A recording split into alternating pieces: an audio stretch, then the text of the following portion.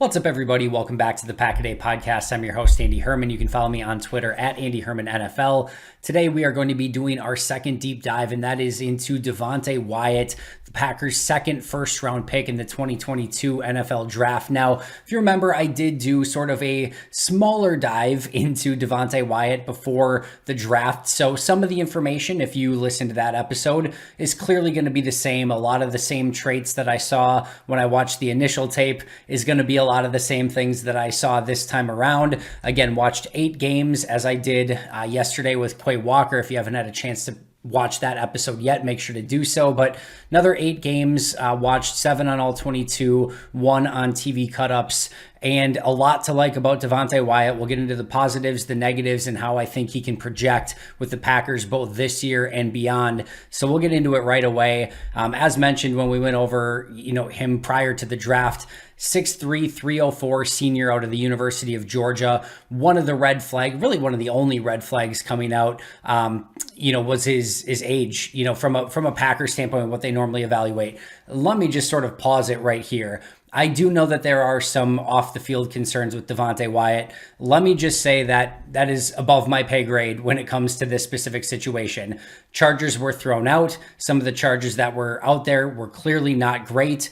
Brian Gutekunst and the Packers felt comfortable with that. Whether they should have or not is your prerogative. And, again, it's above my pay grade. And what I want to focus on here today is the tape and what I saw on tape. So I'm just going to put that out in the ether right there. Do whatever research that you want on that and come to whatever conclusion that you will. I am not a criminal investigator, nor am I, again, in any way, shape, or form qualified to come to any sort of conclusion with all of that. So feel free to do that on your own. There is some stuff that's out there. So again, you can do that research and, again, come to whatever conclusion that you want. But today's video is going to focus on Devonte Wyatt on the field, of course. So again, we went over last time the age being the other red flag, if you will, the fact that he is 24 years old. And that's not necessarily, anything new, right? There's 23, 24, and sometimes even older players that get drafted every single season.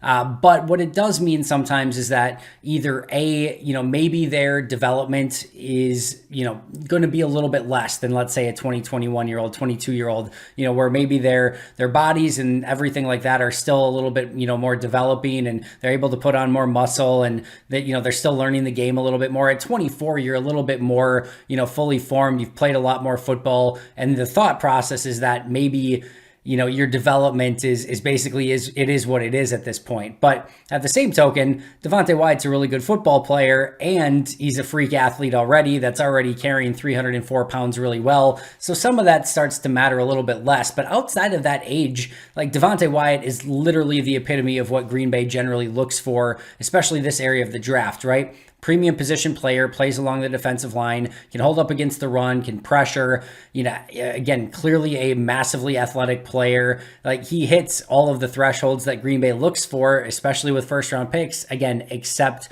the age factor. But clearly, as I've said all along, just about every one of the prospects at pick 20 or later had some issue that, Green Bay would have had to have gotten over. In this case, it was age.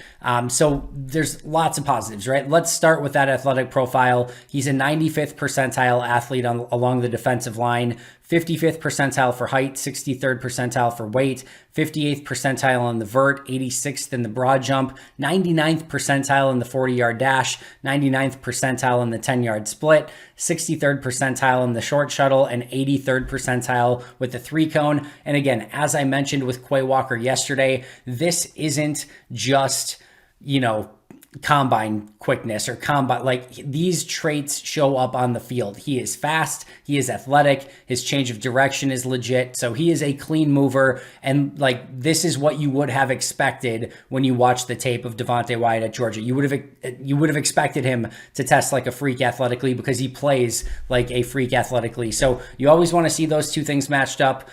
It doesn't always, but with Devonte Wyatt, it definitely did. From a positive standpoint, how he wins to me in two very distinct ways. And most of it has to do with that athleticism that we just talked about. The first is with his initial quickness and his burst and his first step, specifically with his ability to move laterally. So yes, he can get up the field. There's no question about that. He can penetrate, but his first step when he's moving laterally, so a lot of times you'll see an offensive lineman, they'll start to lunge out, or they'll start to try to get to their spot. And they're not expecting always Wyatt to make a move to the left or the right. That first step is so quick, and then he has the ability to explode upfield. A lot of times he'll like combine it with an arm over move or something like that. But that's when he's normally winning, is when he uses that quick first step laterally, goes to a spot that maybe the offensive lineman isn't expecting, and then is able to either use his arm to chop down or an arm over move and then explode up the field and penetrate into the backfield using that ridiculous athleticism. So that is way number one. But the big way that shows up, again, is with his ability to move left to right and then explode upfield. So lateral quickness and then quickness up the field, two things that you definitely want to see out of a defensive lineman who makes his living more often than not as a penetrator and somebody who can shoot gaps and get into the backfield. The other way that you see him win quite a bit is with twists and stunts. And Georgia did a lot of them. They did a lot of unique blitzes. They moved their guys around a lot. So, this was an area where Wyatt really showed up. And of course, with Jordan Davis and, Trayvon Walker and all these, it's a really good defense to do that with, right? But I think they're going to have a lot of opportunities in Green Bay with twists and stunts, whether that's with Kenny Clark, whether that's with Preston Smith, whether that's with Rashawn Gary. Like the idea of a Rashawn Gary, Devonte Wyatt twist or stunt, like on the left side or right side, whatever side they're lined up on, doesn't matter. But that has the potential to be something that is really intriguing. I would argue that Green Bay has not done very well with twists and stunts over the last handful of seasons. I don't have the data to back that up, but as I'm watching and grading every single player and every single play, I didn't ever really feel like they did well. Getting a player that is very good at twists and stunts and has that raw athletic ability from the inside, and I think one of the reasons that they've struggled, right, is that they don't have that quickness on the inside. Dean Lowry, Tyler Lancaster, even Kenny Clark, like these are slow burn. TJ Slayton, like you can even go further, like Montrevious Adams, etc. Right, like for the past few years, like these are more slow burn defensive tackles. They haven't had that quickness on the inside, unless Za'Darius was lining up inside, maybe lining up over center. That was the guy that they had that maybe could do twists and stunts and things like that. But overall, they didn't have that guy. And to me, Devonte Wyatt comes in and he's going to be able to add that element. And that's one of the big things that I would say Devonte Wyatt really brings to the table for Green Bay. It was really a missing ingredient. And we sort of just talked about it, but that speed and that quickness and that penetration from the inside. They have a bunch of defensive linemen, both now and in the past, where, again, it's more of a strength and slow burn sort of pass rush up the center. And that's not necessarily a bad thing if you've got guys screaming off the edge, players who are pushing that pocket backwards so the quarterback can't step up or find a lane to escape in. That's a good thing. Sometimes if you have a penetrator, your edge guys get through, your guy tries to penetrate, and now all of a sudden there's a hole in the center from where he tried to penetrate but didn't get home, and now you've got an escape alley for your quarterback. So having guys that can bull rush from the inside and have that slow burn isn't the worst thing in the world. But sometimes you like to have a guy who, again, you can win with twists and stunts from the inside, who has the ability to penetrate, who has the ability to win with quickness. And they just didn't have that guy. And that is clearly something that Devonte Wyatt can definitely bring to the table. We talked about that change of direction ability, right? And that agility and that quickness. Well, there are multiple plays on tape where Georgia uses him as a quarterback spy. I tweeted out a play yesterday against Vanderbilt. Make sure to check that out on Twitter. But you can literally see him back up and then even almost like takes a step in the wrong direction. Then the Vanderbilt quarterback takes off and he chases him down and makes the tackle. There's a play against Alabama where he even stumbles and he gets back there and makes the play and forces the fumble. There are multiple plays on tape of him spying the quarterback and being successful at it. It's one thing for a defensive tackle to spy a quarterback. It's another to have the raw athletic ability to be able to actually chase down the guy and make a play. That's the type of player he is. I swear to you, and I'm not meaning to bring back up bad memories here, I swear to you, Devonte Wyatt at this point in his career is quicker and better as a quarterback spy than Hardy Nickerson was trying to chase down Michael Vick, like 22-year-old Michael Vick and like 90-year-old Hardy Nickerson at that point, like in the open field. Like those knees of Hardy Nickerson just stood no chance. Give me Devonte Wyatt over Hardy Nickerson at age whatever he was for Green Bay, trying to spy a quarterback. I like Wyatt's athleticism a little bit better, but he legitimately was spying quarterbacks and successful at it. He moves at times like a really big 300-pound linebacker. You can even see him like moving back and forth laterally. Like it's really impressive to see what he has the ability to do. As I mentioned, he has the ability to shoot into the backfield and disrupt plays, and just such an important trait in today's NFL. The quickest point, to the quarterback or to the running back is from point A to point B, right? And even if you're an edge rusher and you're coming all the way around, by the time you get to the quarterback, the ball might be out of his hands. And again, the running back might be running side. Like if you can get immediate penetration, from the defensive lineman, from the defensive tackle on the inside, it can cause chaos for the running back. It can cause chaos for the quarterback, and it just sort of disrupts everything. And again, Green Bay didn't really have that disruptor on the inside really since, Za'Darius in 2019, where they used him over the top. And that's not to say Kenny Clark can't be that. He can, but he's not the quickest guy in the world. Again, he wins with a little bit more of a slow burn, with hands, with power, and he'll win with quickness every now and again. But again, not that quick first step like, Devonte has. And again, somebody that I think is going to be able to add an ingredient to this defense that they just haven't had. He will flash quick hands, needs to become more consistent, but when he flashes them and when he uses them, he becomes that much more difficult to stop, and offensive linemen are going to have a lot more, pain in the butt trying to block him when he can improve those hands a little bit. But when he flashes them and when he has the ability to win with his hands, then it just takes his game to a whole nother level. He understands pursuit angles incredibly well. That may be something that you don't hear very often for a defensive tackle, but with Wyatt, again, the way that they used him as a spy, the way that he rallied to the football and chased down plays, he pursued really, really well, and he was always taking really smart angles. So again, I think that's something that, we normally don't talk about with a defensive tackle, but Wyatt has it. And then when you have these 300-pound, penetrating defensive linemen, a lot of them tend to maybe not hold up quite as well against the run. Now, I don't think Wyatt's like this plus run defender, right? Like, I don't think he's going to be setting the world on fire as a run defender, but he holds his own and even will hold up against double teams, and he's a solid run defender. So, I think that's what makes him so attractive as a first-round pick is this is not a one-trick pony as a defensive lineman. A lot of times, again, especially as, you're not picking in the top 10, top 15, you're choosing a flavor of defensive tackle. Do you want more of a run stuffer? Do you want more of a pass rusher?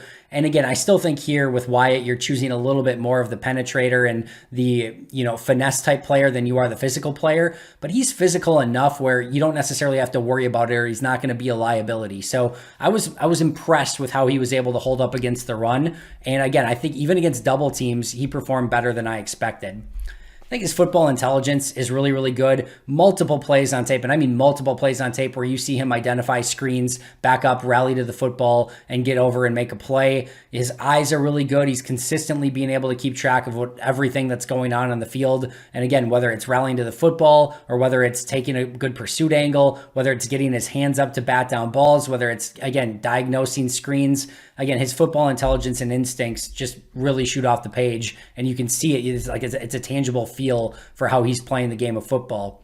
He can even play a little bit of a bigger edge, not something you want to make a living out of, but every once in a while you'll see Kenny Clark play out on the edge. You'll see, the Packers use some creativity with their defensive linemen. I do think Wyatt in a pinch could play a little bit out on the edge. You're not playing him as a 3-4 edge rusher, don't get me wrong, but they'll do it with Clark every now and again, and he's just a fun player. He even stood up a couple times. There was a play, I think it was against, their College of Charleston? I think it was College of Charleston. Where he's standing up and he then shoots outside, makes a move, and goes and sacks the quarterback. So again, just shows off his ridiculous athleticism for a 300-pounder. And then I think the other thing that really stands out here is the effort, the hustle, and the rallying to the football. Like these Georgia players, this Georgia defense, they play team-oriented football. There are not players that are seeking glory, and everyone's rallying to the football. And again, I mentioned it yesterday with Quay Walker, and we'll talk about it today again, here with Devonte Wyatt. The Packers last year under Joe Barry were a team that started to play 11 players on the same page, all rallying to the football. They started to play faster. They started to play together. They started to play cohesive. With Quay Walker and Devonte Wyatt, you're getting two players that played that exact same brand of football at Georgia. They are fast. They are quick. They are athletic. They hustle. They don't give up on plays. Again, the perfect example is against Alabama, where he's spying the quarterback. He gets beat. He stumbles. He chases down the play from behind, forces the fumble. Alabama recovered. But it's just a rare, ridiculous play from a defensive lineman. And again, you're adding two players from Georgia from a scheme and a program that play defense the way that it's supposed to be played. And again, that's not to say that Walker and Wyatt are ready-made products, that they're going to come in and immediately like be stars on this defense, but they are playing the game the right way. And if you want a defense that is fast and rallies to the football and holds up at the point of attack and does their job, both Quay Walker and Devonte Wyatt are coming from the perfect program and are going to add that element to this team and again, fit within exactly what Joe Barry is trying to accomplish. Again, does his job well. He's very well coached. He knows when to get to his hands up in passing lanes and has batted down multiple balls. And then he also shows good balance. So again, that kind of goes back to holding up against those double teams. Like they're going to lean on you. They're going to try to get you on the ground. And he just kept fighting, kept staying on his feet and kept staying active. You never want to see too many players, that are consistently on the ground. You can't do anything on the ground. So if you can stay on your feet and stay balanced, it's at least going to give you a puncher's chance. Even if you're double teamed, at least you're holding up. At least you're maybe creating an alley for someone else. His balance was definitely a strength more often than not. All right, let's get to some of the negatives on Wyatt because there are definitely some as well. I would say ultimately, as I watched Wyatt, I was just left wanting a little bit more. I was wanting a little bit more impact. I was wanting a little bit more, penetration and shooting into the backfield. I was just wanting a little bit more playmaking. I was wanting a bit more something. I was wanting a bit more. That's probably just the easiest, best way that I can put it. That's not to say that he's bad. That's not to say that he's lacking in any specific trait. That's not to say that he can't be better. And I should say here that this Georgia defense plays a unique brand of defense and they're not always doing the same thing and their job isn't always to penetrate or get into the backfield. You see a lot of shifts. You see a lot of players that are going slanting a specific way so it's going to open a hole for another player. Again, they're a very team-oriented defense and it's very easy at times to watch Devonte Wyatt or a lot of players on this defense and be like, they didn't really do much on that play, but that was their job on that play, was to take out another defender or was to slant a certain way or was to really be the guy that was not the star on the play, to set up somebody else. It is a team brand of defense. So even though I was left wanting a little bit more, I also understand it where you have all these stars on a Georgia defense and they're all playing cohesively. And listen, there are times where the defense is so good at Georgia that the offense is just 3 and out. And there's other times where the offense is just doing almost everything they could to just not turn over the football. They weren't playing to win. They were just playing not to get embarrassed or lose against this Georgia defense. That's how good they were. So sometimes you get in these, against a normal defense, right? These defenders can make their living on 3rd and longs you get into 3rd and long against Georgia defense, you're basically just trying to get out alive and probably waiting to see the next drive. So it just doesn't set up, guys like Wyatt and Walker for maybe quite as much success. And again, there's so many stars on this defense, so many playmakers that, again, there's not always enough plays to go around for everyone to stack up all this production. But I will say it again, I was just wanting a little bit more out of Wyatt. As I mentioned, he won with really 2 ways. He won with that initial lateral quickness and ability to explode up the field and with twists and stunts, which means he won with his athleticism. He had no pass rush plan. He has no counters. He has no bull rush. This is just a freak athlete who's winning with freak athleticism.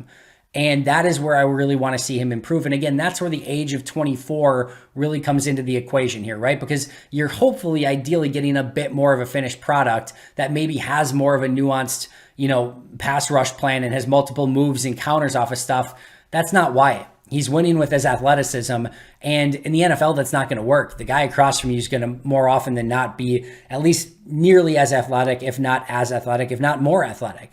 So he's going to have to learn how to win. He's going to have to put a plan together. Now, I will say, I think him playing next to Kenny Clark and in a defensive line full of veterans, playing with Rashawn Gary, Preston Smith. I think that front is going to do wonders for him and seeing how they win. It's a veteran group overall with Lowry and Preston and Kenny Clark and even Rashawn Gary to some extent. So I think he's going to learn a lot from that group, but he's going to have to really put together a better plan. His hands got to get better. He's got to play with better pad level at times. It's not that he plays too upright, but what I will say is that he allows offensive linemen to get into his body too much. Like he's exposing too much of himself and he's losing that hand battle. So a lot of times the entire battle comes down to who wins that initial hand battle and gets their hands on the opposing player first and starts by getting control of that battle, right? Well, offensive linemen are getting their hands on him first more often than not, which, again, he might be able to overcome that in college with just pure raw athleticism and strength and power and speed. That's not going to be the case in college. So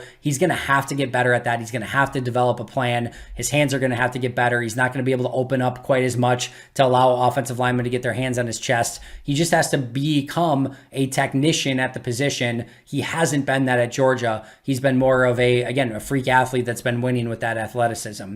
And while I do think, again, he can hold up against the run, he's not a power player. He's not somebody that's going to stack someone and start bringing them into the backfield. I talk all the time about resetting that line of scrimmage. Kenny Clark, Rashawn Gary, those are guys who can reset the line of scrimmage. I don't know that Devonte Wyatt can do that. I think with time he can. I don't think there's anything that is preventing him athletically from being able to do that, but I want to see him do it more often. He basically didn't do it at all at Georgia. So again, a little bit more of a finesse player. He can hold up fine at the point of attack, but not somebody who's going to start pushing or bull rushing the offensive lineman back into the backfield, putting on some functional strength. I think even though he's already a strong athletic player, I think putting on even more strength could be to the benefit here. Then you look at the last 3 seasons. Here were his snap counts, right? 431, 400, 423. 400 snaps per season. Very few games where he's getting into that 40, 50, 60 snap mark. And it's really easy as a defensive lineman, if you're only playing 30-ish snaps per game, to stay fresh and to stay athletic and to have that quickness and to have that agility. Well, now what happens if you need to play 50 snaps a game, 60 snaps a game, and you don't have that freshness and you don't have the rotations at Georgia that are, going in and out and, just basically line changing like a hockey lineup? I do think he's going to have to get better at playing more often. And then can he keep up that hustle? Can he keep up that, motivation and that intensity and all those sort of things where now instead of 30 plus plays, you're playing 50 plus plays? That's a big difference. And again, how does it feel as well towards the end of the season when you've already got 800, 900, 1,000 snaps on your body going into the playoffs? It's a little different than playing 400 snaps per season. So that's just a question he's going to have to answer. I do think he gets his momentum used against him from time to time. Again, his hands need to be a bit more consistent. I would love to see him add a level of physicality and a bull rush to his game. He just doesn't have that right now. Doesn't have great length. And then maybe the last thing here, and I think a lot of this is just due to Georgia being so ridiculously talented, but if you're a star player, you can usually feel when the star player goes out of the game, right? With Wyatt, I didn't really feel a difference when he went out of the game. And again, part of that is just because Georgia's stacked with talent, right? So it doesn't really, it's not like you're going from, Kenny Clark to, some third string defensive tackle. You're going from a 5-star, high school player to probably another 5-star high school player. So I get part of that, but I didn't always feel like there was that change when Wyatt was in the game or wasn't in the game. And again, that goes kind of back to just me wanting a little bit more out of his game. And the last thing I'll say here is defensive line is a non-sexy position more often than not. It is a grind. It is something that you have to work hard at with strength and physicality and really learn the art of the game on the inside to win those hand battles, to be able to use your raw athleticism.